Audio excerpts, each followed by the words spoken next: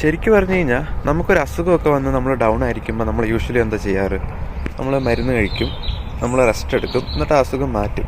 പക്ഷേ ചില പ്രശ്നങ്ങളുണ്ട്. നമ്മൾ എത്ര മരുന്ന് കഴിച്ചാലും എത്ര റെസ്റ്റ് എടുത്താലും നമുക്ക് ആ ഒരു അസ്വസ്ഥത മാറില്ല. ചിലപ്പോൾ സ്ട്രെസ് ആവാം, നമുക്ക് ഒരു കൈൻഡ് ഓഫ് മെൻ്റൽ പ്രഷർ ആവാം, അതൊക്കെ ആവാം.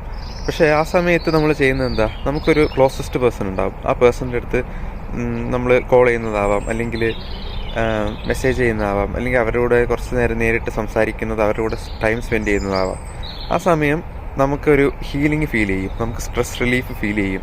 അവരെ നമ്മൾ ഹ്യൂമൻ മെഡിസിൻ എന്ന് പറയും. മരുന്നുകളൊക്കെ സെക്കൻഡറി, ഇവരെ നമ്മൾ ഹ്യൂമൻ മെഡിസിൻ എന്ന് പറയും. അങ്ങനെയുള്ള ഹ്യൂമൻ മെഡിസിൻസ് നമ്മുടെയൊക്കെ ലൈഫിൽ ഒരാളെങ്കിലും ഉണ്ടാവും. അങ്ങനെ ഉള്ളതുകൊണ്ടാണ് നമ്മളൊക്കെ എപ്പോഴും ജീവിച്ചു പോകുന്നത്.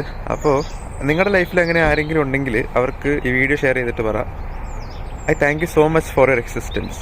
Thank you so much.